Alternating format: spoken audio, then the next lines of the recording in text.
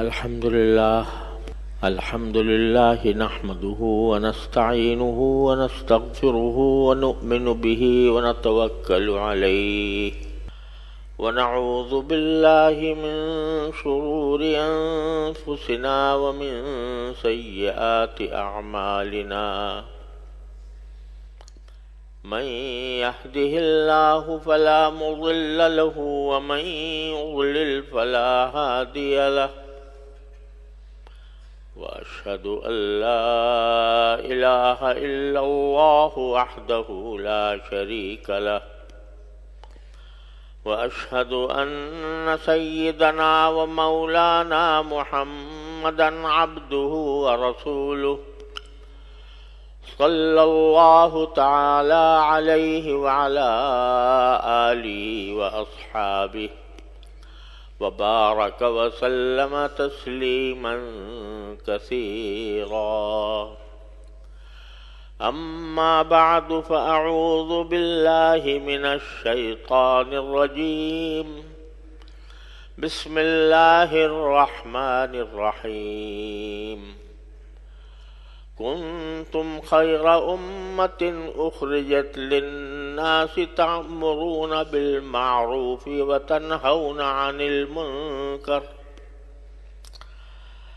آمنت بالله صدق الله مولانا العظيم وصدق رسوله النبي الكريم ونحن على ذلك من الشاهدين والشاكرين والحمد لله رب العالمین.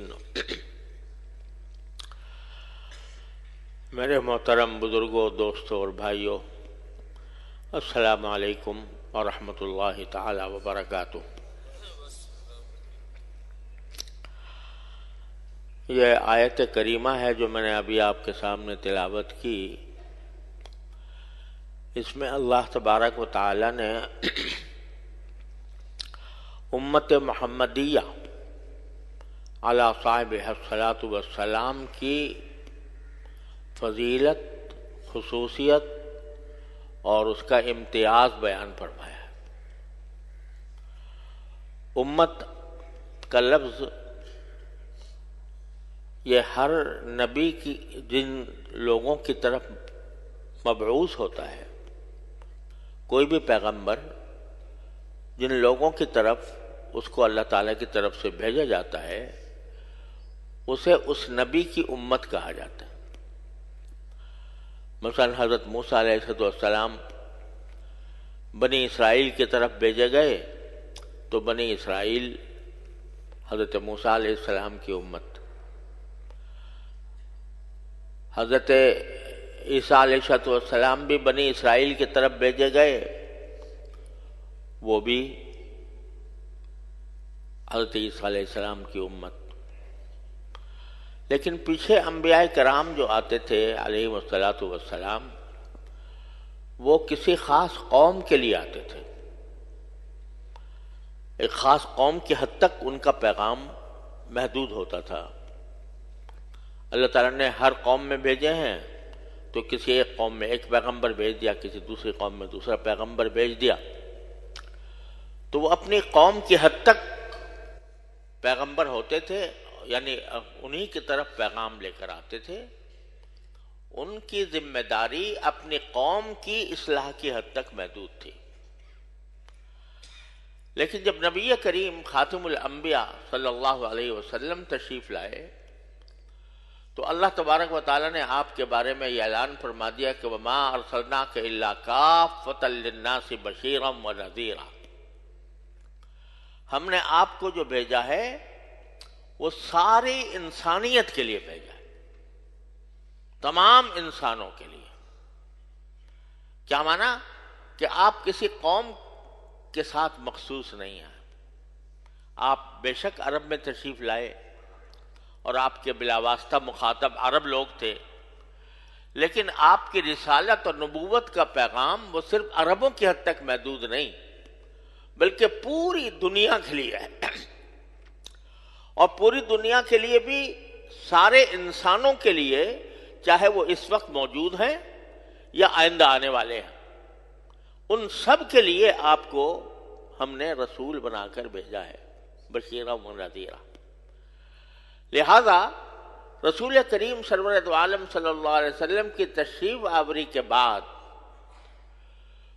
جتنے انسان اس روئے زمین پر موجود ہیں، وہ چاہے عرب میں ہوں، عجم میں ہوں، کسی بر اعظم میں ہوں، اور آئندہ جتنے پیدا ہونے والے ہیں قیامت تک، وہ سب کے سب امت محمدیہ علی صاحب الصلوۃ والسلام کہلائیں گے۔ سب امت ہے حضور اقدس صلی اللہ علیہ وسلم کی۔ البتہ امت کی دو قسمیں ہیں، ایک امت کہلاتی ہے امت دعوت اور ایک کہلاتی ہے امت استجابت۔ امت دعوت تو وہ ہے کہ جس میں مسلمان کافر سب برابر ہیں، یعنی کافر جو ہیں وہ بھی ہیں امت میں نبی کریم صلی اللہ علیہ وسلم کی، لیکن امت دعوت میں ہیں، یعنی آپ کی دعوت ان کو بھی کہ مخاطب وہ بھی ہیں۔ آپ کی دعوت کے لحاظ سے آپ کی دعوت جس طرح مسلمانوں کے لیے ہے اسی طرح کافروں کے لیے بھی ہے، اور آپ کا پیغام جس طرح مسلمانوں کے لیے ہے کافروں کے لیے بھی ہے، اور وہ یہ کہ وہ توحید پر ایمان لائیں، رسول کریم صلی اللہ علیہ وسلم کی اتباع کریں۔ تو امت دعوت میں مسلمان کافر سب داخل ہیں، لہذا رسول کریم سرورت عالم صلی اللہ علیہ وسلم کی تشریف آوری کے بعد روئے زمین پر جتنے انسان ہیں یا آئندہ پیدا ہوں قیامت تک، وہ آپ کی امت دعوت ہیں، یعنی آپ نے سب کو دعوت دی ہے اللہ تعالیٰ کی طرف آنے کی۔ لیکن دوسری امت وہ ہے جسے امت اجابت کہا جاتا ہے، یعنی یہ وہ لوگ ہیں جنہوں نے آپ کی دعوت کو قبول کیا، آپ پر ایمان لائے، آپ کی تعلیمات کو سچا جانا، آپ کو سچا پیغمبر سمجھا، آپ کو خاتم الانبیاء سمجھا۔ جن لوگوں نے، جن کو ہم مسلمان کہتے ہیں، تو وہ مسلمان ہیں حضور اقدس صلی اللہ علیہ وسلم کی امت اجابت۔ تو یہاں خطاب جو ہو رہا ہے کنتم خیر امت، اس میں خطاب ہو رہا ہے امت اجابت کو، یعنی ان لوگوں کو جو رسول کریم سرورت عالم صلی اللہ علیہ وسلم پر ایمان لائے، آپ کو پیغمبر سمجھا، آپ کو خاتم الانبیاء سمجھا، آپ کی تعلیمات کو اپنے ذمے لازم سمجھا، ان لوگوں کو خطاب ہو رہا ہے کہ کنتم خیر امت، تم ساری امتوں میں جو پیدا ہوئی ہیں حضرت آدم علیہ السلام سے لے کر آج تک جتنی امتیں پیدا ہوئی ہیں ان میں سب سے بہترین امت اے مسلمانوں تم ہو۔ کتنا بڑا تمغہ دے رہے ہیں اللہ تبارک و تعالیٰ، کتنا بڑا تمغہ دیا گیا ہے اس امت اجابت کو، نبی کریم صلی اللہ علیہ وسلم کی امت کو، کہ اعلان کر دیا کہ تم جتنی امتیں آئی ہیں، چاہے وہ موسیٰ علیہ السلام کی امت ہو، چاہے اس حضرت عیسیٰ علیہ السلام کی امت ہو، یا اور دوسرے انبیاء کرام کی امت ہو، حضرت داؤد علیہ السلام کی امت ہو، حضرت سلیمان علیہ السلام کی امت ہو، جتنے پیغمبر آئے ہیں ان سارے پیغمبروں کی ساری امتیں ایک جگہ جمع کر لو تو اے امت محمدیہ علی صاحب السلام تم ان سب سے بہتر ہو۔ یہ معمولی اعزاز ہے جو اللہ تبارک و تعالیٰ نے اس امت محمدیہ کو عطا فرمایا، کنتم خیر امت، ساری امتوں میں ہم تم کو یہ خطاب دے رہے ہیں کہ تم ساری امتوں میں پہلی پوزیشن رکھنے والے ہو، خیر امت۔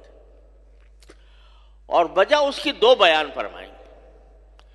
ایک وجہ یہ بیان فرمائی کہ اخرجت للناس، اے امت محمدیہ علی صاحب السلام تم صرف اپنے لیے پیدا نہیں کیے گئے بلکہ پورے انسانوں کے لیے پیدا کیے گئے ہو، سارے انسانوں کے لیے پیدا کیا گیا ہو۔ یعنی تم صرف اتنی ذمہ داری نہیں ہے تمہاری کہ تم خود مسلمان بن جاؤ، خود نیک ہو جاؤ، خود نماز پڑھ لو، خود روزہ رکھ لو، خود عبادات ادا کر لو، خود حلال حرام کی تمیز کر لو. صرف اتنا نہیں ہے، بلکہ تمہارے اوپر ذمہ داری ہے دوسروں کی بھی، دوسرے انسانوں کی بھی. کیا ذمہ داری ہے؟ ذمہ داری یہ ہے کہ تأمرون بالمعروف وتنہون عن المنکر. تم دوسروں کو بھی نیکی کی تعلیم دو گے اور برائی سے روکو گے. یہ ہے خصوصیت تمہاری. یعنی انبیاء کرام کا جو کام تھا، انبیاء کرام علیہ السلام کا جو کام تھا کہ وہ لوگوں کو دین کی طرف دعوت دیں، اسلام کی طرف بلائیں اور لوگوں کو میں اچھائی پھیلائیں، برائی کو ختم کریں. تو اب ہم نے نبوت کا سلسلہ تو ختم ہو گیا نبی کریم صلی اللہ علیہ وسلم. اب کوئی نبی آنے والا نہیں ہے، کسی بھی قسم کا نبی. کوئی کتنی تعویل کرے، کوئی کتنی تحریف کرے، آپ کے بعد کوئی نبی آنے والا نہیں ہے. لہذا وہ جو فریضہ پچھلے انبیاء کرام علیہ السلام کو ذمہ رکھا گیا تھا کہ وہ دنیا کو دعوت دیں، انسانوں کو دعوت دیں، اب اے امت محمد صلی اللہ علیہ وسلم اب وہ فریضہ تمہارے اوپر ہے کہ تم دعوت دو اور نیکی کا حکم دو اور برائی سے روکو. یہاں اب ایک بات اور سمجھ لیجئے کہ اسی سورت میں جہاں یہ آیت آئی ہے اس سے کچھ پہلے ایک دوسرے انداز میں اللہ تعالیٰ نے فرمایا بل تکم منکم امۃ یدعون الی الخیر ویأمرون بالمعروف وینہون عن المنکر. وہاں یہ کہا گیا، وہاں ساری امت کو نہیں کہا گیا، ساری امت کو نہیں کہا گیا، بلکہ فرمایا کہ تم میں سے کچھ لوگ ایسے ہونے چاہیے جو لوگوں کو اچھائی کا حکم دیں اور برائی سے روکیں. یہاں تو کہا گیا کنتم خیر امت، یعنی ساری امت محمدیہ علیہ صاحب السلام کو کہا جا رہا ہے کہ تم سب سے بہتر امت ہو اور تمہاری خصوصیت یہ ہے، تمہاری خصوصیت کیا ہے کہ تم دوسروں کو معروف کا حکم دیتے ہو اور منکر سے روکتے ہو. یہاں تو پوری امت کا خطاب ہے، یہاں تو پوری امت کو ہو رہا ہے. یعنی امت کا ہر فرد وہ امر بالمعروف اور نہی عن المنکر کا ذمہ دار ہے. اور وہاں فرمایا تم میں سے ایک جماعت ایسی ہونی چاہیے کہ جو لوگوں کو یدعون الی الخیر، جو لوگوں کو خیر کی طرف دعوت دے. تو دونوں میں فرق یہ ہے، ذرا خوب سمجھ لیجیے کہ ایک ہوتا ہے دعوت کے دو طریقے ہیں. ایک دعوت کا طریقہ یہ ہے کہ انسان عمومی خطاب کے ذریعے لوگوں کو دین کی طرف، اسلام کی طرف دعوت دے اور دین کی تعلیمات لوگوں تک پہنچائے، لوگوں کو اس پر آمادہ کرے، چاہے تقریر کے ذریعے ہو یا تحریر کے ذریعے ہو، لیکن عام خطاب. تو عام خطاب کے لیے ہر آدمی کی یہ ذمہ داری نہیں ہے. اب تم میں سے جتنے آدمی بیٹھے ہیں، جتنے امت محمدیہ کے افراد ہیں، سب کے ذمے نہیں ہے کہ وہ جا کے جلسے کیا کریں اور تقریریں کیا کریں، ہر ایک تقریر کرے، ہر ایک وعظ کہے اور ہر ایک عمومی خطاب کے ذریعے لوگوں کو دعوت دے. یہ عمومی خطاب، عمومی دعوت اور عمومی تبلیغ یہ ہر فرد کا کام نہیں ہے. اس لیے وہاں فرمایا بل تکم منکم، تم میں سے ایک جماعت ہونی چاہیے. وہ کیسے لوگ ہوں گے؟ جن کے پاس علم ہوگا.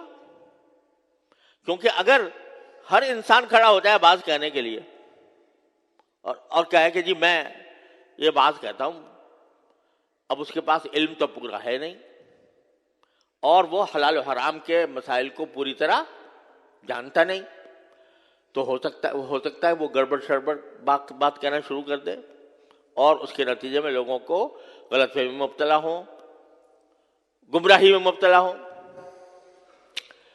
تو یہ جو بغیر علم کے لوگ کھڑے ہو جاتے ہیں، درس قرآن ہر جگہ درس قرآن ہو رہا ہے، بھائی جو صاحب درس قرآن دے رہے ہیں تو انہوں نے کہیں علم حاصل کیا، انہوں نے تفسیر پڑھی، انہوں نے وہ جانتے ہیں، عربی بھی جانتے ہیں کہ نہیں جانتے؟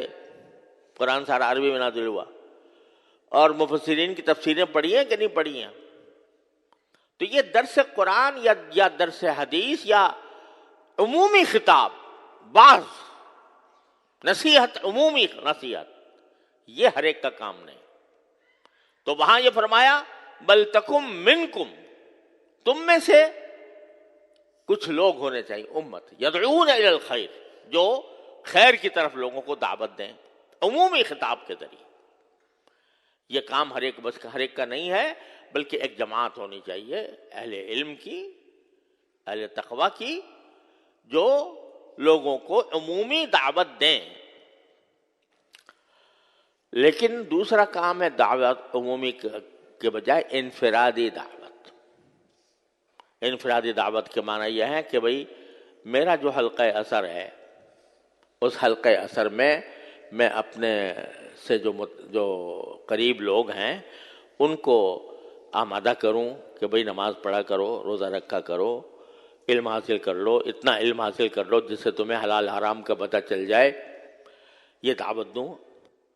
یا اگر کسی میں برائی ہوتا دیکھ رہا ہوں کہ یہ برائی کا کام کر رہا ہے، ناجائز گناہ کر رہا ہے، تو اس کو بتاؤں کہ بھائی یہ گناہ کا کام ہے، آپ اس سے باز رہیں، یہ رسول کریم صلی اللہ علیہ وسلم کی تعلیم کے خلاف ہے، یہ جنت کا راستہ نہیں ہے، یہ دوزخ کا راستہ ہے۔ اس کو انفرادی طور پر سمجھانا، امتحانی طور پر اس سے برائی سے روکنا، اور اگر طاقت ہو تو قوت سے روکنا۔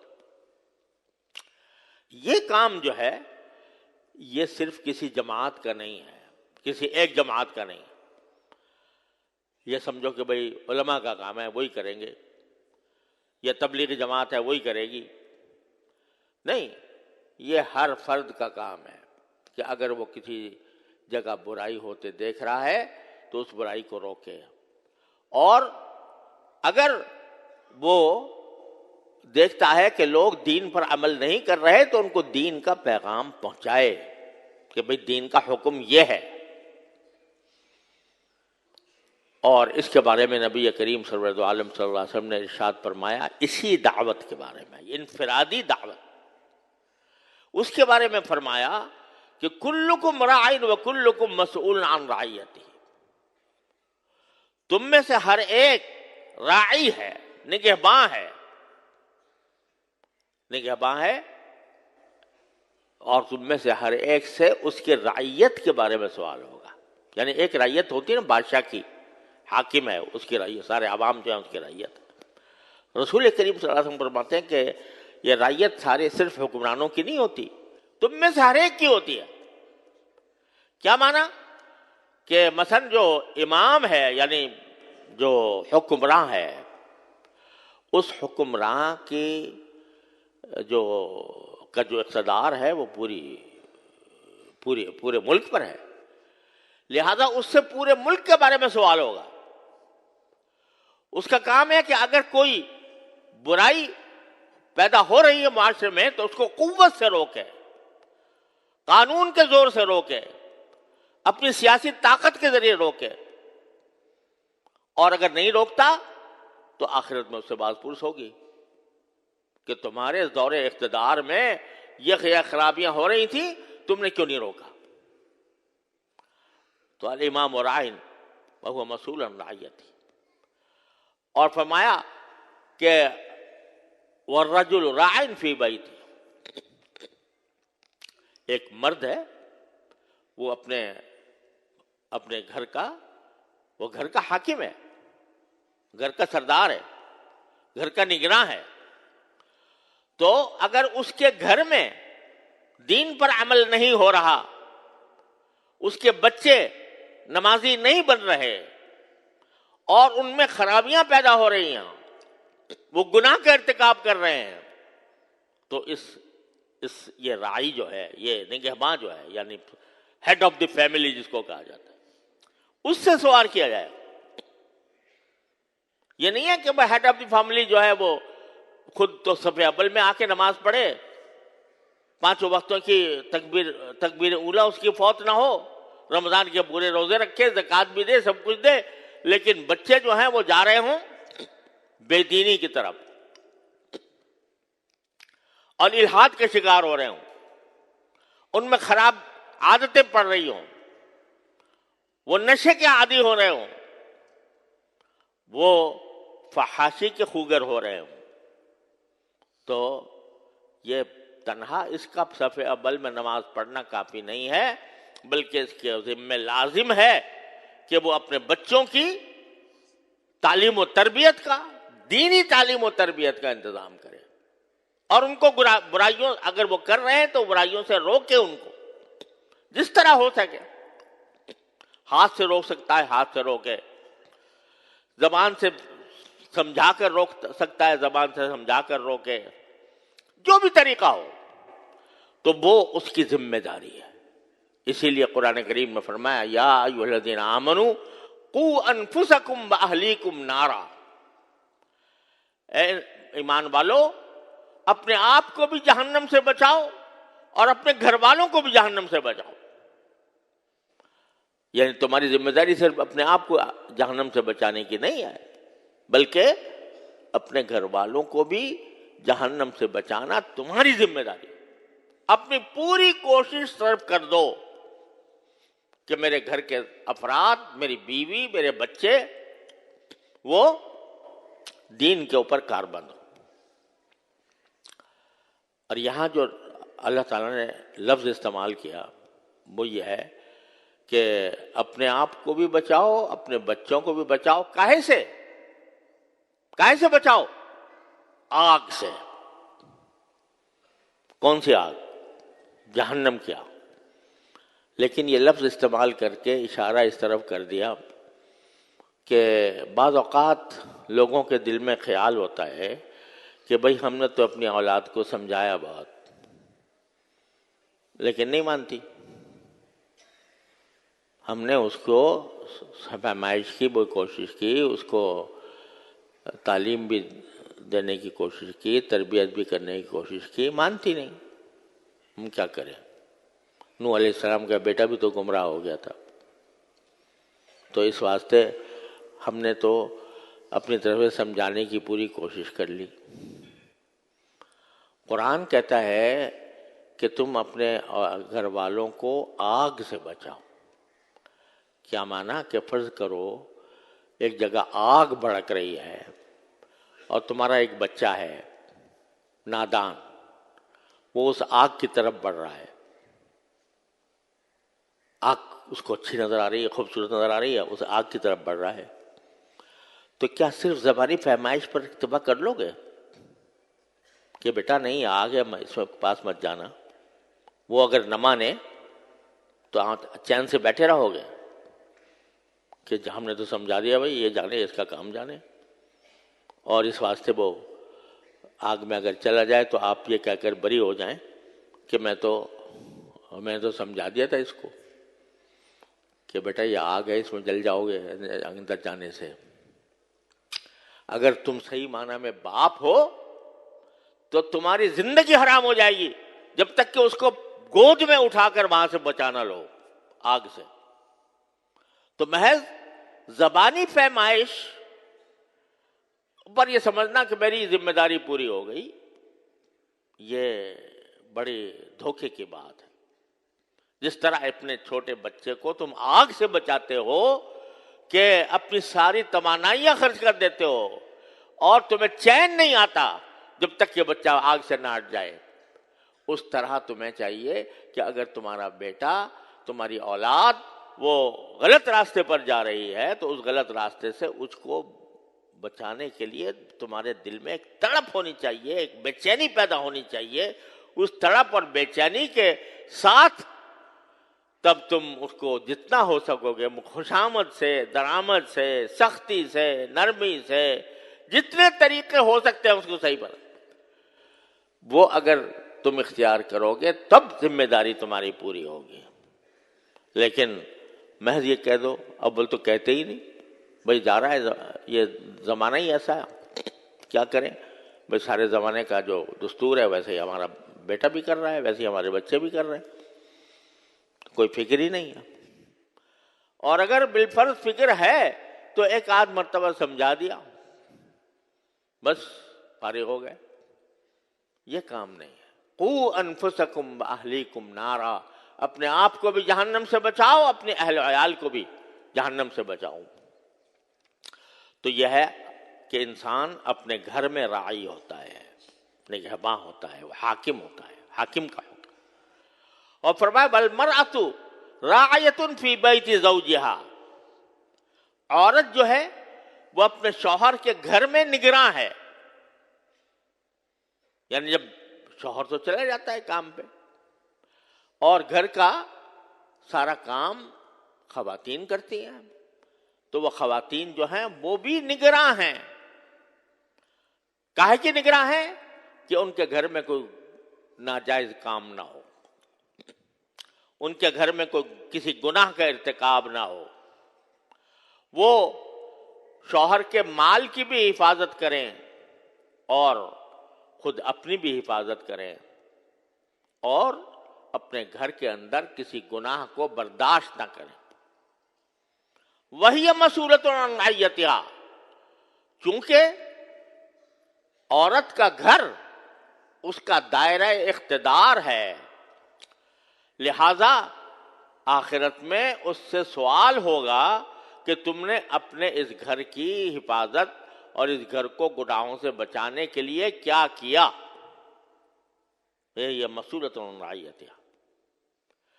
والعبد راع فی مال سیدہ وہو مسئول عن رعیتہ. یہاں تک کہ فرمایا جو غلام ہے، اس وقت تو غلام جو باقاعدہ ملکیت میں ہوتے تھے لوگوں کے، تو غلام سے زیادہ بے وزن کوئی چیز نہیں ہوتی. لیکن فرمایا کہ غلام بھی راعی ہے، وہ بھی نگہباں ہے. کس کا؟ اپنے آقا کے مال کا.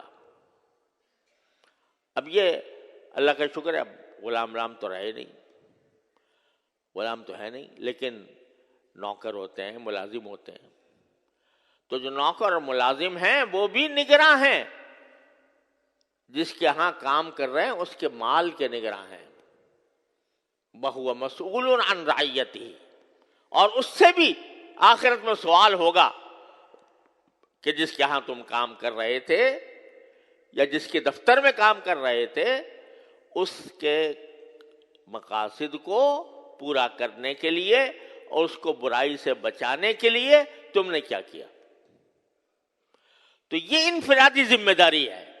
بل تکم منکم امۃ، وہ نہیں بلکہ کنتم خیر امۃ اخرجت للناس. تو خوب سمجھ لیجئے کہ جو عمومی خطاب ہے، بعض اور تقریر اور تحریر، عمومی طور پر لوگوں کو دین کی دعوت دینا، یہ ہر ایک کا کام نہیں. بل تکم منکم، وہ تم میں سے کچھ لوگ ہونے چاہیے جو صلاحیت رکھتے ہوں دعوت للخیر کی اور امر المعروف کی اور نہی عن المنکر کی. لیکن انفرادی سطح پر ہر انسان ذمہ دار ہے اپنے ماحول کو درست کرنے کا.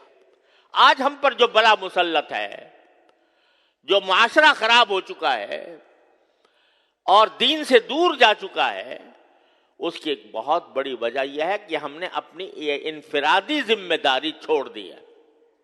آنکھوں سے برا کام ہوتے دیکھتے ہیں اور امید ہوتی ہے کہ اگر آپ ان کو روکیں تو رک جائیں گے، پھر بھی نہیں روکتے.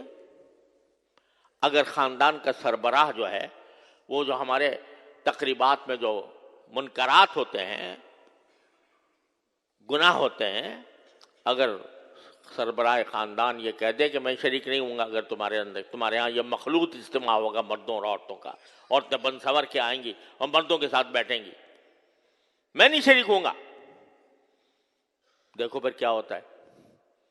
لیکن ہم نے سپر ڈال دیا ہے، ہم نے گھٹنے ٹیک دیے ہیں برائی کے آگے، اور اس کی وجہ یہ ہے کہ برائی کی برائی ہونے کا احساس دلوں سے مٹ رہا ہے، گناہ کے گناہ ہونے کا احساس دل سے مٹ رہا ہے۔ اس کی ذمہ داری ہم میں سے ہر ایک پر عائد ہوتی ہے۔ تو اللہ تعالیٰ کے خاطر، اللہ تبارک و تعالیٰ کے اس حکم کے مطابق ہم اپنی جانوں پر رحم کریں، اپنے معاشرے کو فساد سے بچائیں، اور معاشرے کو فساد سے بچانے کا طریقہ یہی ہے کہ ہر شخص اپنے حلقہ اثر میں دین کی بات پہنچائے اور اس پر عمل کرانے کی پوری کوشش کرے۔ اللہ تبارک و تعالیٰ اپنے فضل و کرم سے، اپنے رحمت سے ہمیں اس کی توفیق عطا فرمائے۔ وآخر دعوانا ان الحمد للہ رب العالمین۔